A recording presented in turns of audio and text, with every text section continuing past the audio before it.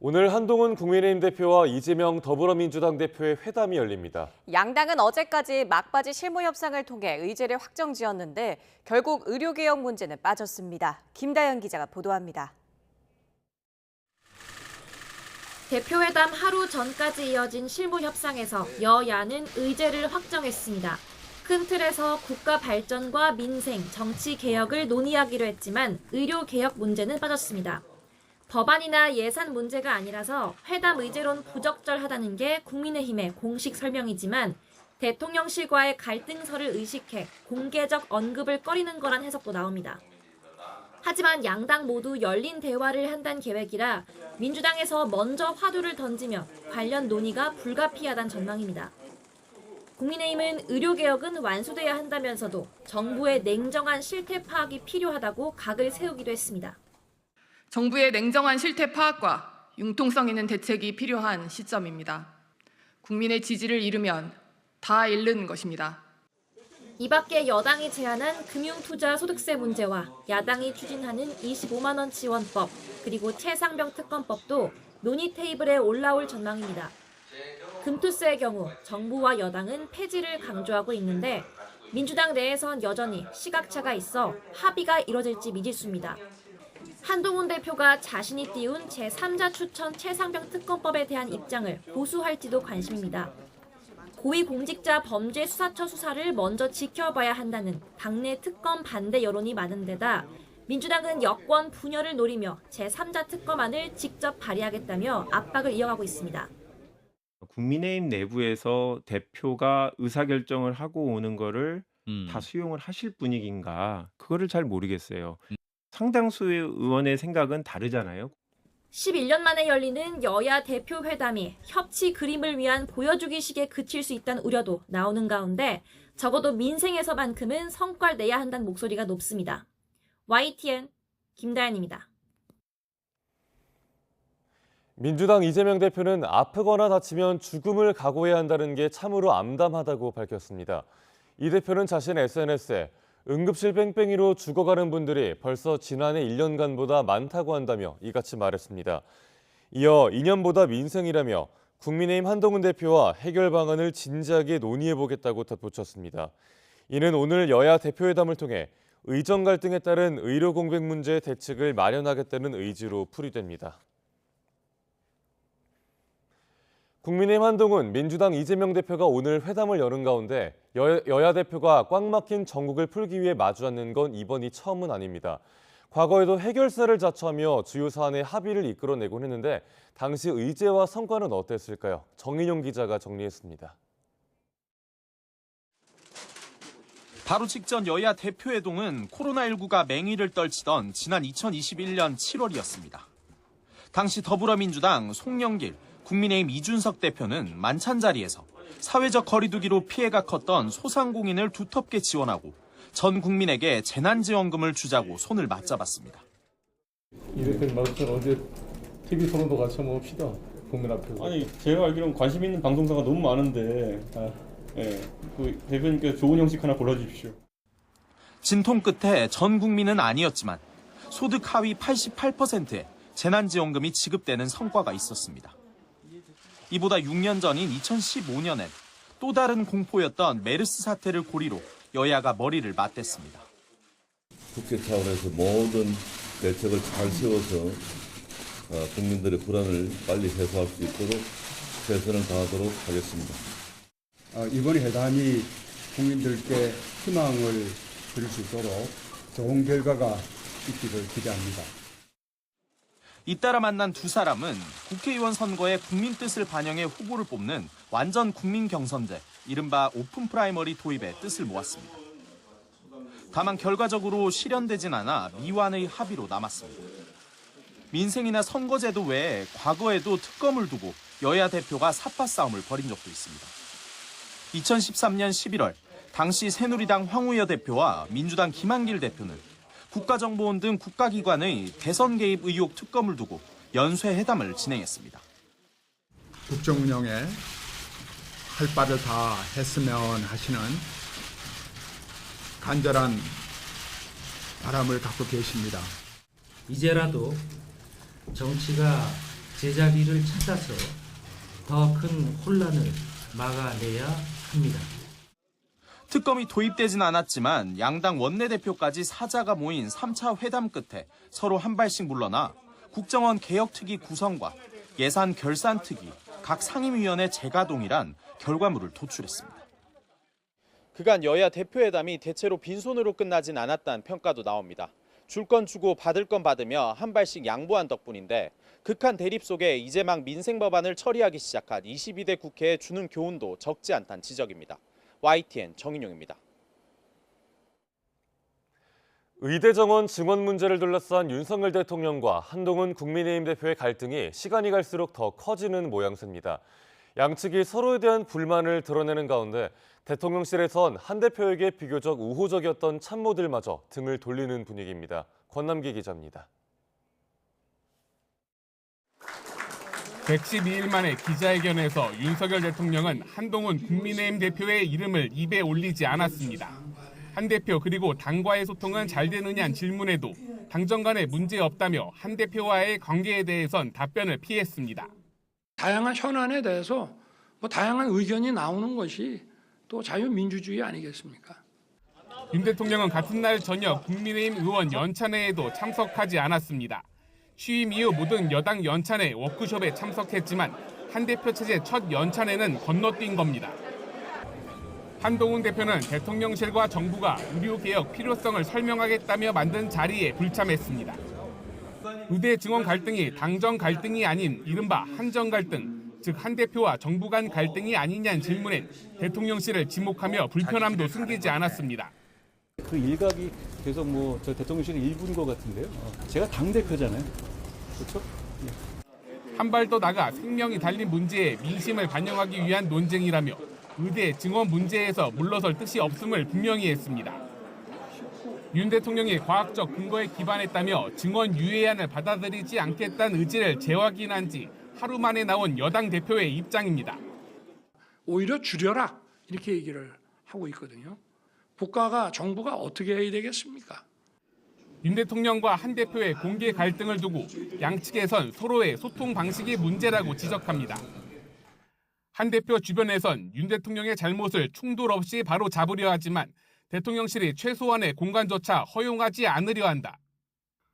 반면 대통령실에선 총리의 설명 이후에도 SNS에 글을 올리는 등 윤 대통령을 도발하는 듯한 한 대표의 스타일을 이해하기 어렵다는 비판이 나옵니다. 두 사람 감정의 고를 알면서도 당정 화합을 강조하던 일부 대통령실 참모들마저 한 대표에 대한 실망감을 드러내는 분위기도 감지됩니다. 윤한 갈등을 진화하고 소통하려는 양측의 의지가 줄어드는 상황에서 올해 초부터 이어진 두 사람의 공개 충돌에 여권의 피로감은 갈수록 커지는 모습입니다. YTN 권남기입니다. 문재인 전 대통령의 사위 특혜 의혹을 수사하는 검찰이 최근 자녀에 대한 압수수색에서 문 전 대통령을 피의자로 적시했습니다. 이상직 전 의원을 중소벤처기업진흥공단 이사장에 임명하는 대가로 사위가 취업해 받은 급여와 자녀의 태국 이주비 등이 뇌물이란 판단입니다. 신지원 기자가 보도합니다. 검찰이 문재인 전 대통령의 딸 다혜 씨의 주거지와 별장 등을 압수수색하며 제시한 영장에는 문 전 대통령이 뇌물수수 혐의에 피의자로 적시됐습니다.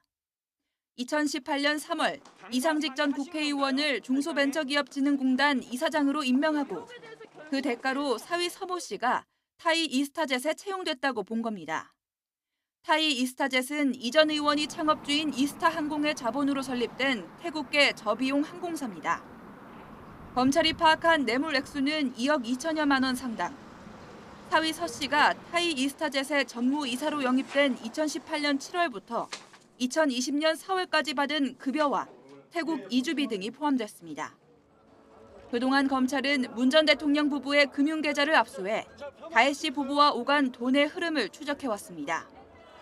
최근에는 임종석 전 대통령 비서실장과 조국 전 청와대 민정수석을 불러 이전 의원을 중기공 이사장에 임명한 과정도 조사했습니다.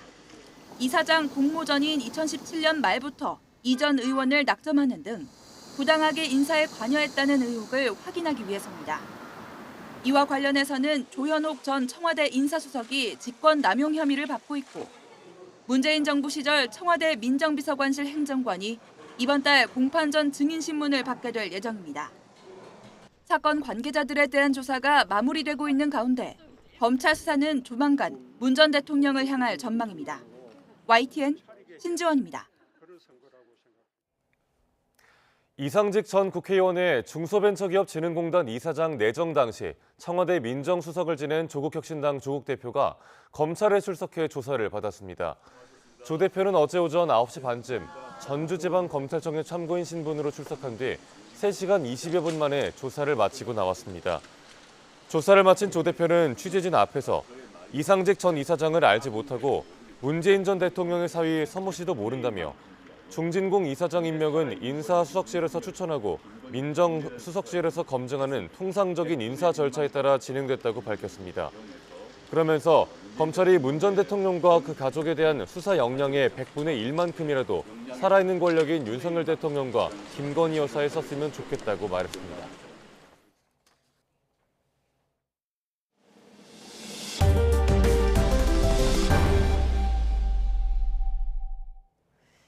어제 충남 서산에서 주택과 창고가 모두 불에 타는 사고가 났습니다. 또 인천 쿠팡 배송센터 주차장에서는 분신으로 추정되는 불이 나 40대 남성이 크게 다쳤습니다. 윤성훈 기자의 보도입니다. 폭격을 맞은 듯 주택과 창고가 주저앉았습니다.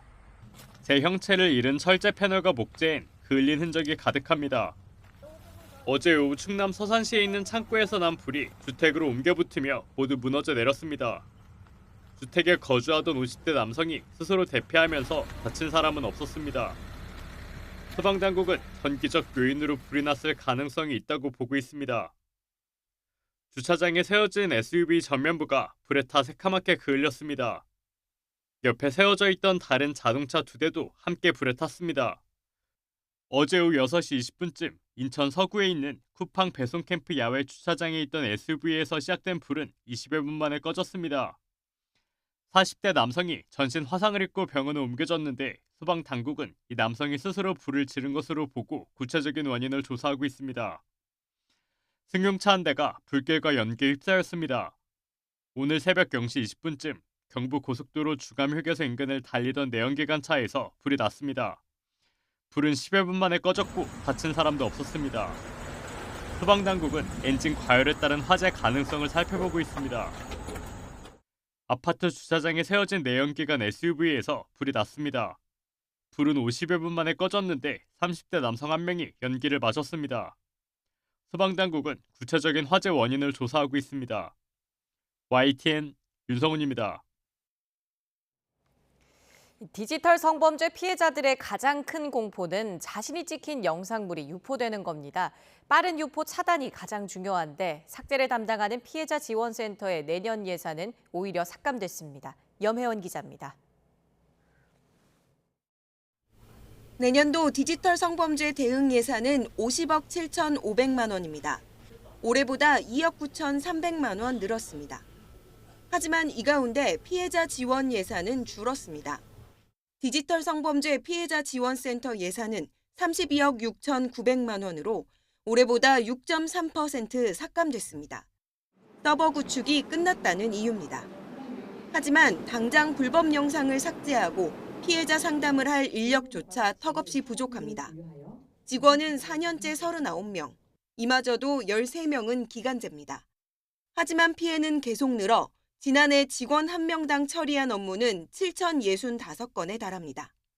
피해 촬영물을 보면 어떤 신체 부위들에 대한 트라우마도 생길 수 있고 사실 하루 종일 매일매일 출근해서 피해 촬영물을 본다는 것은 정말 쉽지 않은 일입니다. 갈수록 교묘해지는 딥페이크 영상물을 걸러내기 위해 기술 고도화 예산 30억 원도 요청했지만 반영되지 않았습니다. 저희가 얼굴이 인식하고 매칭하는 이 기술을 현재 기술만 저희가 이제 테스트하고 시범 사업으로 가지고 있는 건데 이걸 이제 딥페이크라든가 이런 것들을 좀 판별할 수 있는 걸로 좀 활용을 해보고자 특정 촬영물을 찾고 어떤 특정 유형을 찾는 걸로 하려면 저희가 고도화하는데 좀 예산이 많이 필요합니다. 그래서 또 해외에 서버를 두고 불법 영상을 유포하는 경우가 대부분이라 국제 협력이 중요한데도 배정된 예산은 4천만 원이 전부입니다. YTN 염혜원입니다. 사회적 공분을 산 학교폭력 사건이 잇따르자 정부가 지난해 학교폭력 근절 종합대책을 대대적으로 발표했습니다. 하지만 실행 첫 해인 지난 학년도에도 오히려 학교폭력이 증가한 것으로 조사돼 대책 실효성에 의문이 제기됐습니다. 이문석 기자입니다. 정부는 지난해 4월 학교폭력 근절 대책을 내놨습니다. 폭력 기록을 졸업 후 4년간 남기고 조치 사항을 대학 입시에 반영하는 내용이 핵심이었습니다. 가해 학생에게 학교 폭력의 책임을 반드시 지우겠습니다. 학교 폭력의 대가는 반드시 치른다는 인식을 학교 현장에 뿌리내리도록 하겠습니다. 과연 대책의 실효성이 있었을까? 통계로만 보면 실행 첫 해에 이렇다 할 효과는 없는 거로 드러났습니다. 국회 교육위원회 진선미 의원이 교육부로부터 제출받은 자료를 보면 지난 학년도 전국에서 6만 1천여 건의 학교폭력 사건이 발생했습니다. 종합대책 시행 전인 22학년도보다 오히려 6%가량 늘었고 증가 추세가 그대로 이어졌습니다. 질적으로 우려스러운 부분도 관찰됐습니다. 20학년도에 전체 사건 중 초등학생 비중은 24% 정도였는데 지난 학년도엔 32%로 확대했습니다. 같은 기간 가해자가 다시 폭력을 저지른 재발 사례도 배 이상 증가했습니다. 사정이 이렇자 교육부가 지난 7월 갑자기 23년 2차 학교폭력 실태조사 발표를 미룬 게 이런 정책 실패를 숨기려는 의도 아니냐는 의구심도 나왔습니다. 아무래도 대책의 효과가 없어 보이고 오히려 사건들이 증가됐기 때문에 그런 부분들을 우려해서 실태조사를 발표를 연기한 게 아닌가. 이에 대해 교육부는 은폐 의도는 없으며 통계 결과를 바탕으로 효과적인 대응 방안을 마련해 이르면 이달 안에 학교폭력 추가 대책을 발표할 계획이라고 답했습니다. YTN 이문석입니다. 꼬리를 흔드는 강아지를 바닥에 던져 다리를 부러지게 한 반려동물 미용사가 입건됐습니다. 이 미용사는 평소 개인적인 일로 스트레스가 많아 그랬다고 말한 것으로 전해졌습니다. 유서연 기자입니다. 경기도의 한 동물병원 미용실입니다. 반려동물 미용사가 손길을 피하는 강아지의 목을 세게 붙잡아 당깁니다.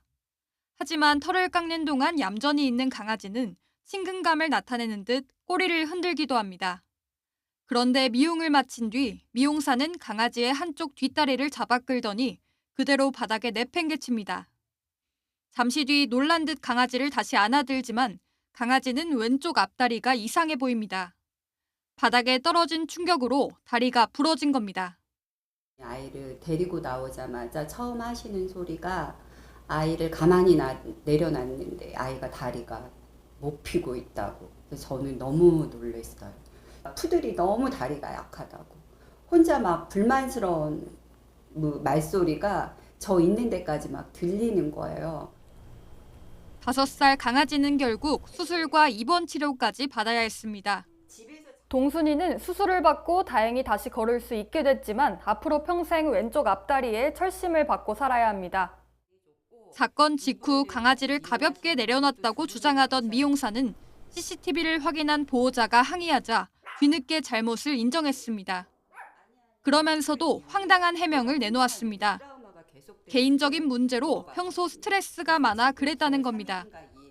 개인적인 일을 연결하더라고요. 자기가 요즘 대출도 너무 많고 남편이 속을 썩이고 너무 금전에 대해서 압박을 남편으로부터 받고 있었는데 결국 강아지 보호자는 동물 학대 혐의로 미용사를 고소했습니다.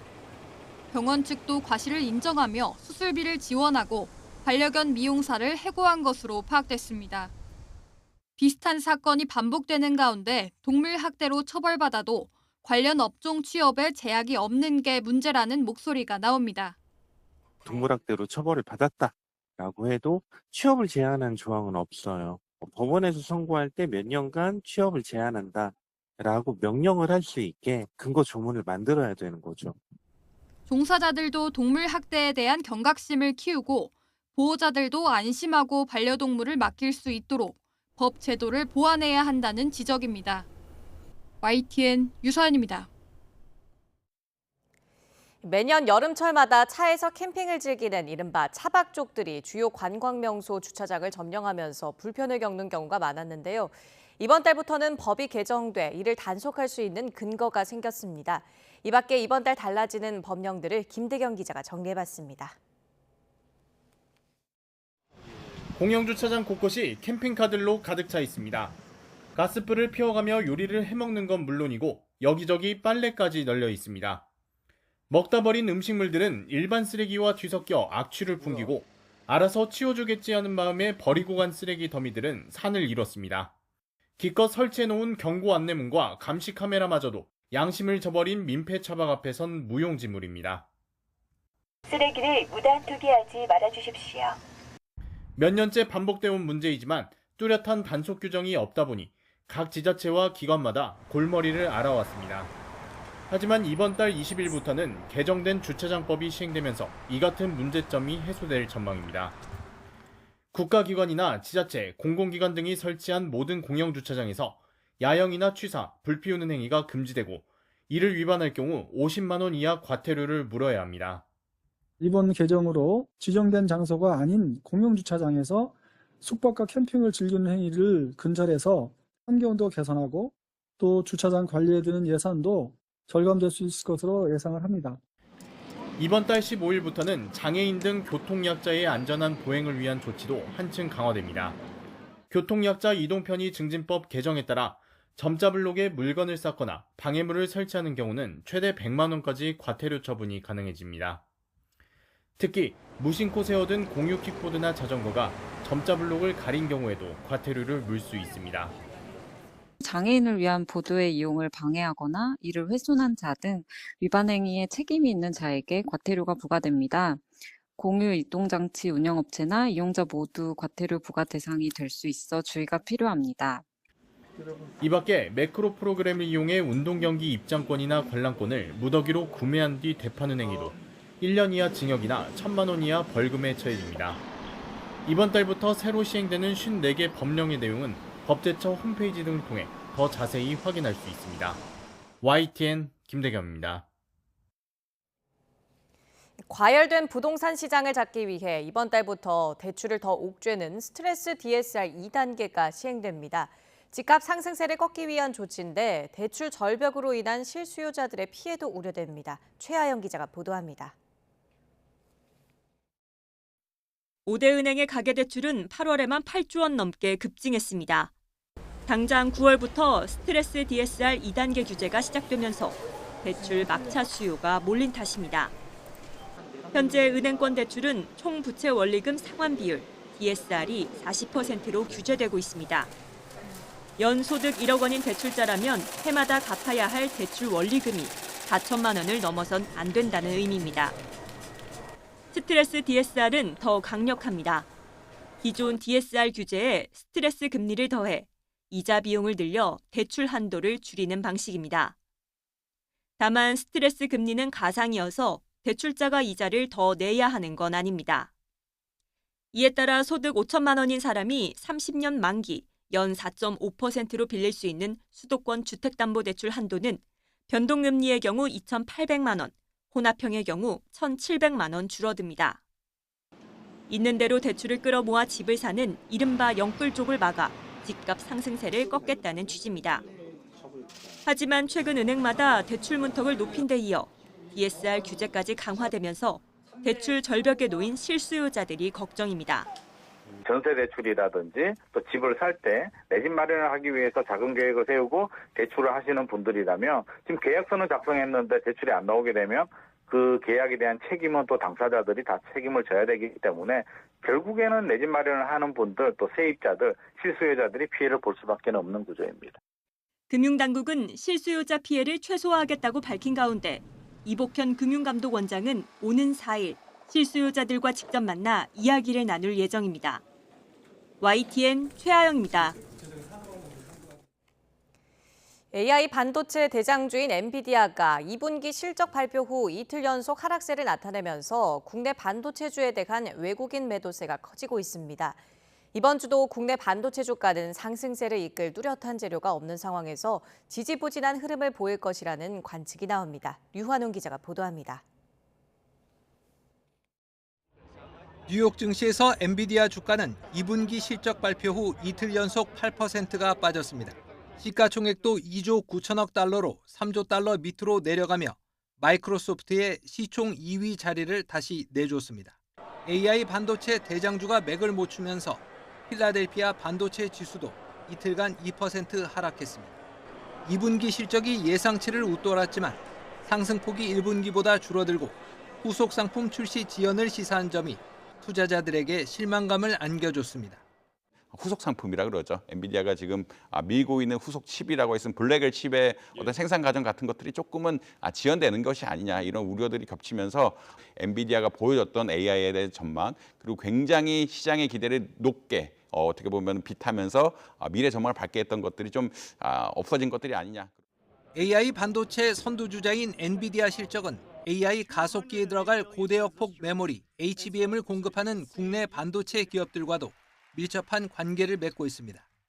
엔비디아 실적 발표 다음 날 삼성전자와 SK하이닉스, 한미반도체 등 반도체주는 줄줄이 하락했습니다. 다음 날 낙폭이 과도했다는 인식 속에 매수세가 유입되며 반등했지만 최근에 약세 흐름이 멈출 것이라 낙관하기엔 이릅니다. 지난 23일부터 매도 행진을 벌이는 외국인의 순매도 1, 2위 종목이 바로 SK하이닉스와 삼성전자였습니다. 외국인은 반도체주를 팔고 대신 바이오주를 비롯해 그간 낙폭이 컸던 종목 위주로 매수에 나섰습니다. 만약에 PC나 스마트폰에 들어가는 그 반도체 수요도 계속해서 AI만큼 좋았으면 엔비디아의 영향은 그렇게 지금처럼 크게는 받지는 않을 것 같은데 지금까지는 어쨌든 하이닉스나 이런 기업들의 실적을 가장 강하게 좌지우지하는 거는 AI 반도체거든요. 이번 주도 엔비디아 주가 등락에 따라 반도체 주가가 춤을 추는 현상은 이어질 것으로 보입니다. 다만 최근 주가가 많이 빠졌던 만큼 크게 하락하기보단 바닥을 다지며 횡보할 것이란 예측이 많습니다. YTN 유환홍입니다.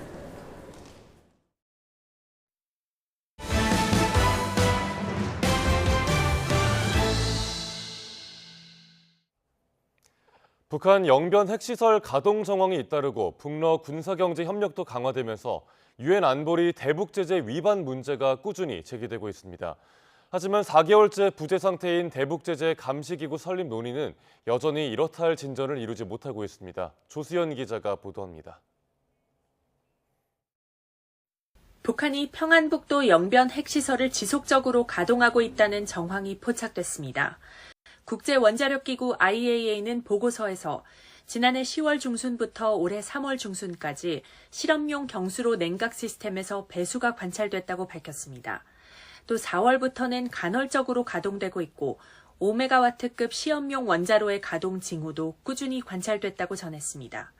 이런 가운데 북한과 러시아의 밀착은 더 노골화하고 있습니다. 푸틴 대통령과 김정은 위원장이 광복절에 축전을 교환하며 전략적 동반자 관계를 과시한 데 이어 최근 러시아 산업무역 차관이 방북했습니다. 여기에 북한은 자폭 무인기와 신형 240mm 방사포 등 저강도 무기들의 실전 배치를 부각하고 있는데 전쟁 중인 러시아에 공급될 가능성이 제기됩니다. 내부적으로는 새로운 무기 생산과 부대에 기존에 있었던 무기를 교체를 하기 위한 것이다라고 이야기는 하지만 또 하나는 그런 러시아에 대한 수출 목적도 높다라고 봐야 될 수 있겠죠. 국제사회의 대북 제재 감시 활동이 더 절실해지고 있지만 지난 4월 유엔 안보리 전문가 패널 해체 후 대체 방안은 아직입니다. 상임이사국 간 이견으로 안보리 내에서는 한계에 부딪히면서 한미일을 중심으로 협의가 진행 중인데 북러의 제재 위반 행위를 저지하기는 사실상 어렵습니다. 황준국 주 유엔 대사는 안보리 회의를 통해 북러 제재 위반 사례의 실상을 적극적으로 알리며 압력을 가하는 노력이 중요하다고 강조했습니다. YTN 조수연입니다. 가자지구에서 지난달 16일 발병한 소아마비를 막기 위해 백신 접종이 시작됐습니다. 이를 위해 가자지구에서는 일시적으로 교전이 중단될 예정인데 요르단강 서안지구에서는 이스라엘의 군사작전이 나흘째 이어졌습니다. 신웅진 기자입니다. 아기들 입에 한두 방울씩 백신을 넣어줍니다. 전쟁 중인 가자지구에 엎친 데 덮친 격으로 25년 만에 소아마비까지 발생했기 때문입니다. كان عندي خوف وتوتر لأنه هذا إشي بخوف طبعا شلل الأطفال ويعني حرام الإشي هذا يعني لا بتحركوا هذا شلل الأطفال بيعمل بتحركوش ولا بياكلوا ولا بيشربوا يعني بضل طول العمر فيهم صح ولا لا فإشي بخوف هذا. 본격적인 백신 접종은 현지 시간 9월 1일부터지만 가자지구 남부 칸 유니스의 나세르 병원에서 하루 먼저 시행했습니다. 접종 대상은 가자지구에 거주하는 10살 이하 어린이 약 64만 명. 백신 접종을 위해 이스라엘과 하마스는 가자지구 중부와 남부 북부에서 차례대로 사흘씩 오전 6시부터 오후 3시까지 교전을 중단하기로 했습니다. 가자지구 보건부는 바이러스에는 국경이 없다며 교전 중단이 아닌 휴전을 촉구했습니다. ندعو إلى وقف إطلاق نار حقيقي لتتمكن هذه الحملة من النجاح فكل ما تم من ترتيبات لا يمكن أن تؤهل هذه الحملة للنجاح. 시범 접종 날에도 가자지구에서는 이스라엘의 공습으로 30명 이상이 숨진 것으로 전해졌습니다. 이스라엘군은 또 요르단강 서안에서 폭탄 테러를 기도한 혐의로 팔레스타인인 2명을 사살하는 등 나흘째 군사작전을 벌였습니다. 이스라엘군은 이번 작전으로 최소 26명의 무장 세력을 사살하고 수배 중이던 팔레스타인인 30명을 체포했다고 밝혔습니다. YTN 신웅진입니다. 세계 곳곳에서 분쟁이 벌어지고 있는 가운데 드론이 판세를 바꿀 가성비 최고의 무기로 주목받고 있습니다. 하지만 드론 공격을 막아야 하는 입장에선 엄청난 비용이 드는 딜레마에 빠지게 됩니다. 권영희 기자가 보도합니다. 2년을 훌쩍 넘긴 우크라이나와 러시아의 전쟁은 본격적인 드론 전쟁 시대를 열었습니다. 전차 킬러로 불리던 헬리콥터를 대신해 탱크 시대의 종말을 가져올 만큼 큰 활약을 펼쳤습니다. Дуже великий коефіцієнт ефективності, бо дрон, який коштує $300 та купується у хобі-магазині, може знищити навіть танк. 가자 전쟁, 이스라엘과 저항의 축간의 분쟁에도 엄청난 양의 드론이 동원됩니다. 홍해를 지나는 선박들을 공격하는 예멘 후티 반군은 드론으로 이스라엘 텔아비브 공격에 성공하기도 했습니다.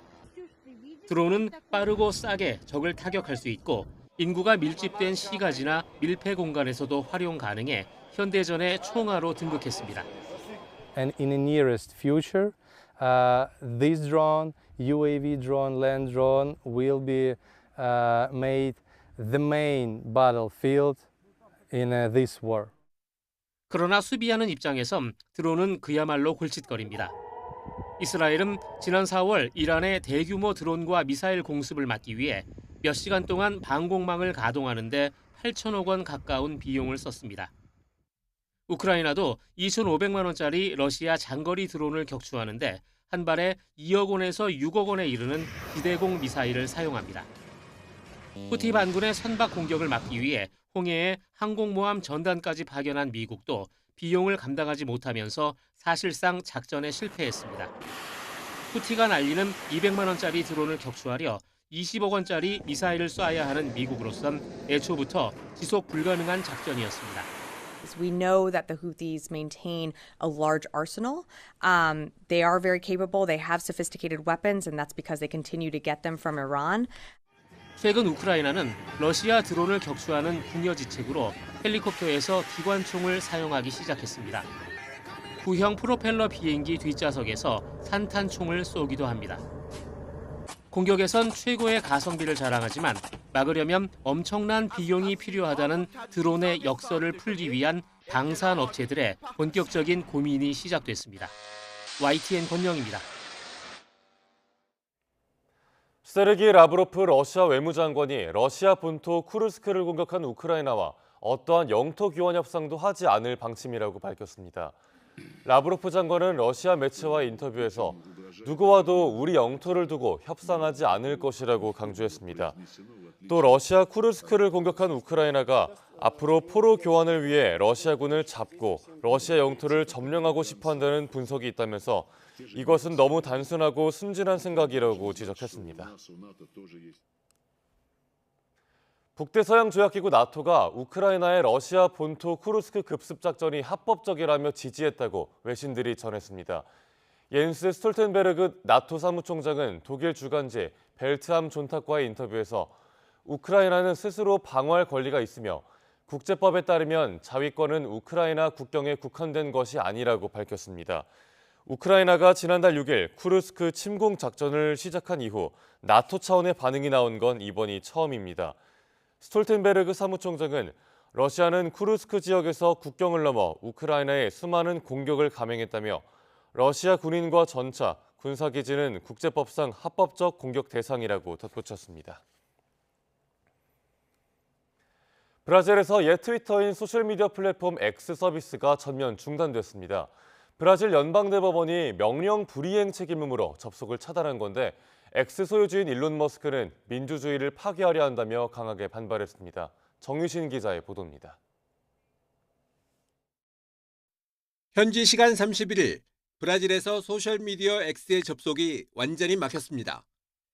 과거 일론 머스크의 글도 볼 수 없고 앱을 내려받을 수도 없습니다. 전날 브라질 대법원이 브라질 방송통신감독기관인 아나텔에 X의 차단을 명령했기 때문입니다.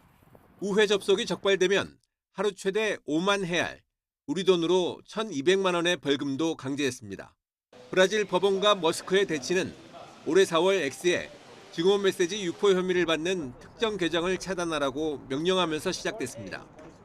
이번 결정을 내린 대법관은 X가 무법천지 환경을 방치하고 반복적으로 브라질 사법 시스템을 무시했다며 결정 이유를 밝혔습니다.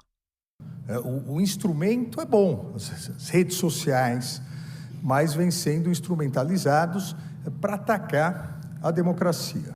머스크는 정치적 목적으로 민주주의를 파괴하려 한다며 이번 결정을 명령한 대법관을 겨냥해 사악한 독재자라고 강도 높게 비난했습니다.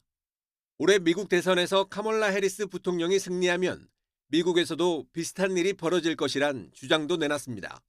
브라질 대통령은 직접 TV에 출연해 머스크에게 대법원 판결을 존중하라고 촉구했습니다.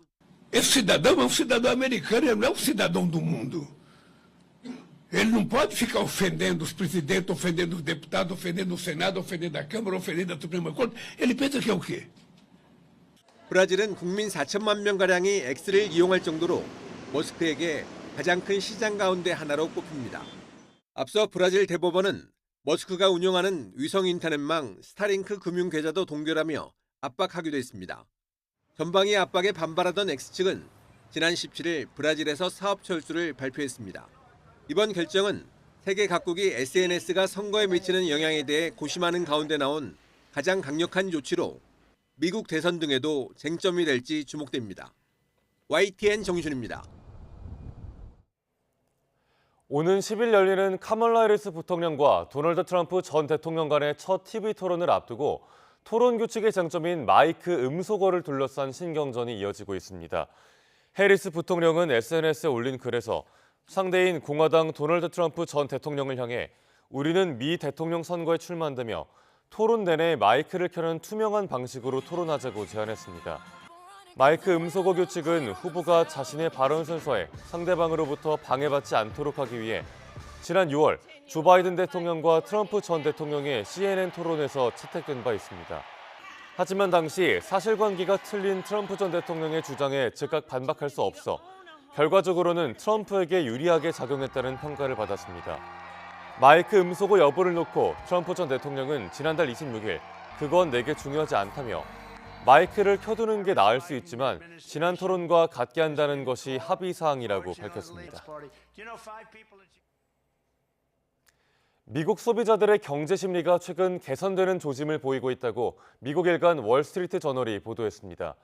이 신문이 최근 미국 유권자 1,500명을 상대로 실시한 설문조사 결과 경제가 개선되고 있다고 응답한 사람은 34%로 지난 7월 초 설문 당시에 26%보다 8%포인트 상승했습니다. 월스트리트 저널은 미국 경제에 대한 소비자들의 낙관적인 태도가 확산한 배경으로 휘발유 가격 하락과 주택담보대출 금리 하락, 뉴욕 증시의 회복 등을 꼽았습니다. 예지력이 있다고 주장해 논란을 빚은 노르웨이 공주가 미국 국적의 자칭 무속인과 재혼했습니다.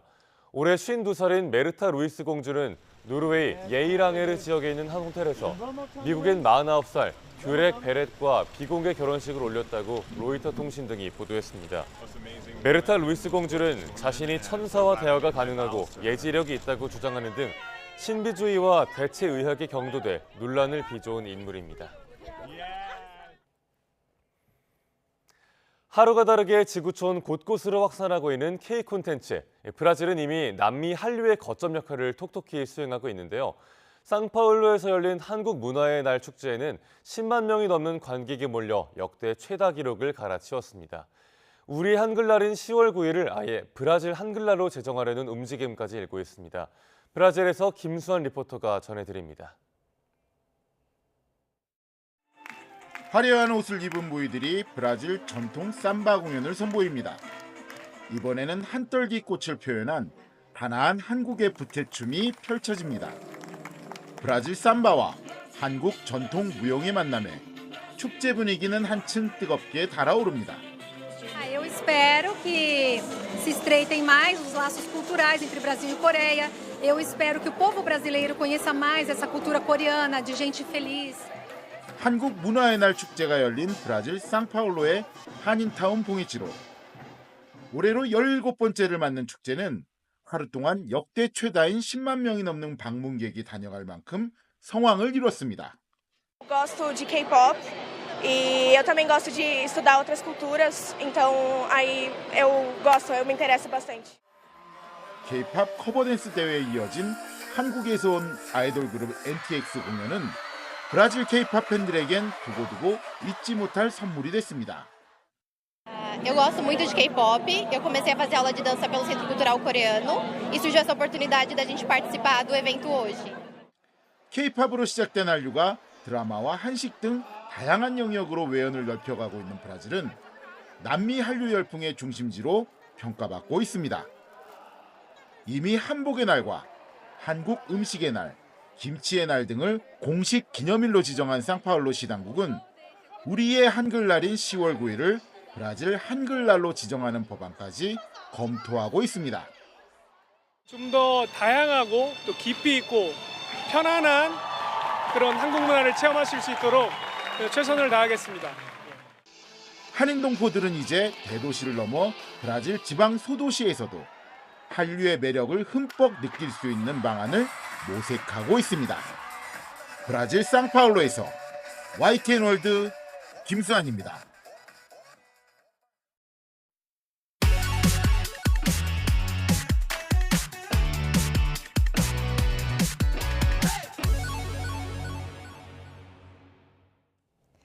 새로운 농업 기술이나 건강한 먹거리를 전해드리는 신농업 비즈니스 시간입니다. 오늘은 요즘 대세인 스마트팜 이야기인데요. 농작물이 아니라 곤충을 키우는 스마트팜입니다. 오정곤 기자가 취재했습니다.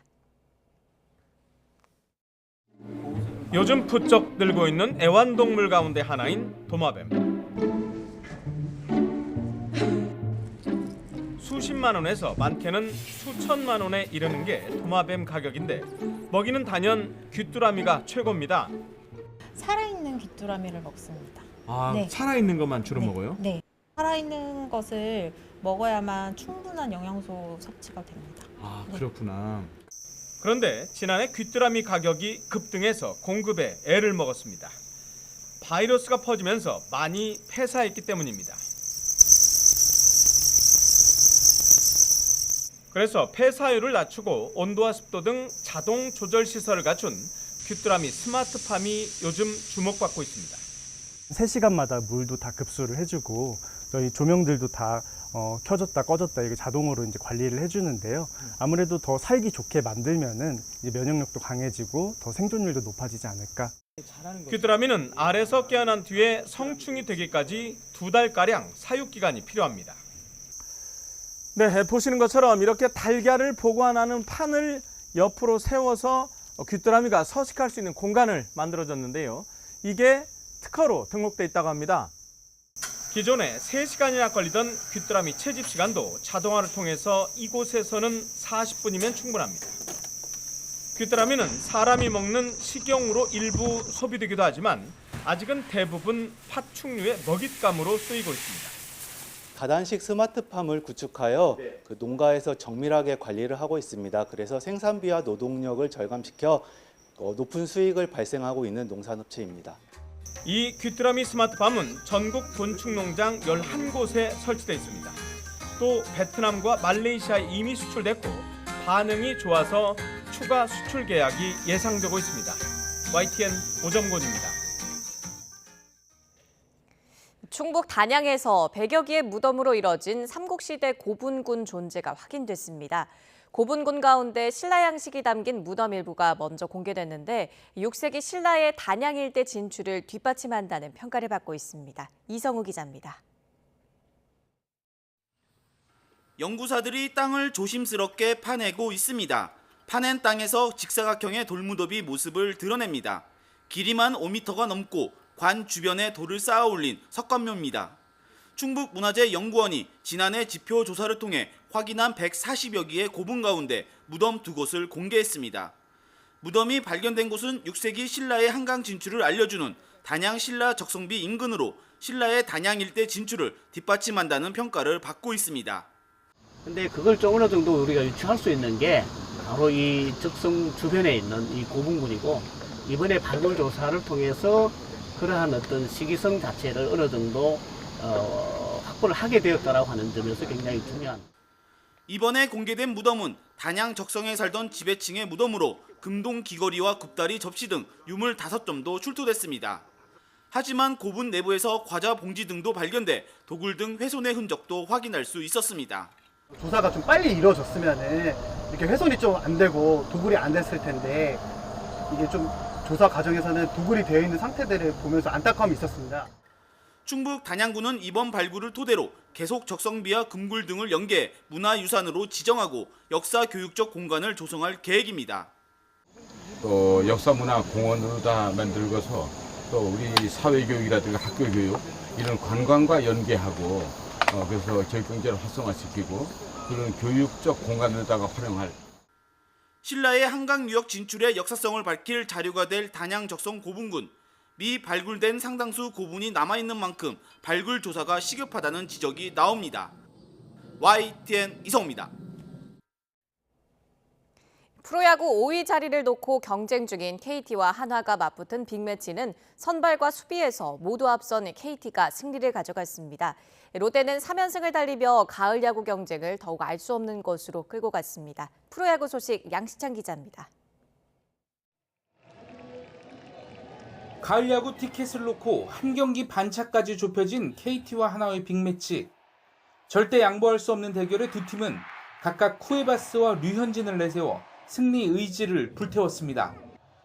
팽팽하던 투수전은 홈런에 희비가 엇갈렸습니다. 류현진은 3회 배정대에 첫 홈런을 내주더니 4회에는 황재균과 문상철에게 연달아 홈런을 맞았습니다. 홈런 3방에 3실점. 하지만 KT 쿠에바스는 6이닝을 1실점으로 틀어막고 가장 중요한 경기에서 에이스 역할을 톡톡히 했습니다. 4회 노시환에게 내준 솔로포 한 방이 유일한 실점 장면이었습니다. 선발에서만 승부가 결정된 게 아닙니다. 한화가 한 점 차로 따라붙은 뒤 맞이한 8회 초. 로하스의 라인 드라이브 타구에 한화 우익수 김태현의 발이 꼬이면서 뒤로 넘어져 3루타를 허용했고, 여기서 KT는 2점을 달아나며 사실상 승부를 갈랐습니다. 바짝 쫓아오던 SSG와 한화를 모두 2경기 반차로 멀찌감치 떨어뜨려 놓은 동시에 4위 두산을 한 경기 반차로 추격하는 소중한 승리였습니다. Pretty happy. It's been a tough year to get wins every time I pitch, but the guys are doing tremendously good. They're trying to do their best. 롯데는 4위 두산을 3연패에 몰아넣고 3연승을 달리면서 5위 경쟁을 미궁으로 끌고 갔습니다. 이날 패배한 6, 7위 SSG와 한화는 이제 반경기 차로 따라붙었고 5위 KT도 이제는 3경기 차에 불과합니다.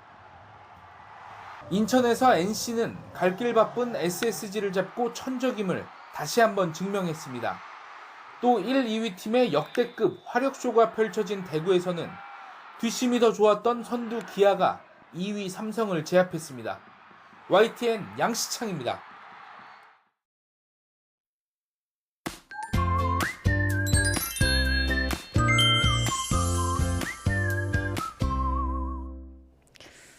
9월의 시작과 함께 일부 지방의 폭염특보도 해제됐습니다. 서울은 38일 만에 폭염특보가 해제됐는데요. 특보가 해제된 서울은 오늘 낮 기온이 31도 예상되고 남부를 중심으로는 대구가 34도, 완도가 33도로 여전히 폭염 수준의 더위가 예상됩니다. 오늘 전국에 가끔 구름이 많겠고 경기와 영서는 빗방울 정도 예상됩니다. 또 자외선과 오존 모두 강할 것으로 보입니다. 이 열대야는 모든 지역에서 사라졌습니다. 현재 서울이 24.7도, 제주도도 24.5도 보이고 있고요. 낮 기온 살펴보면 서울이 31도, 청주가 32도, 대구 34도로 예상됩니다. 내일은 곳곳에 비가 내린 뒤 무더위는 한풀 꺾일 전망입니다. 날씨였습니다. 뉴스타트 1부 마칩니다. 잠시 후 2부가 이어집니다. 시청해주신 여러분 고맙습니다.